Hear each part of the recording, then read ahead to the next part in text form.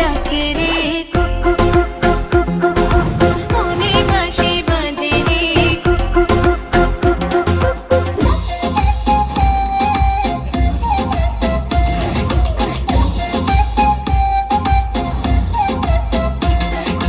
দুষ্টু কোকিল গানটি কত মিনিটের আপনারা কি জানেন? এই গানটি প্রায় 3 মিনিট 30 সেকেন্ডের।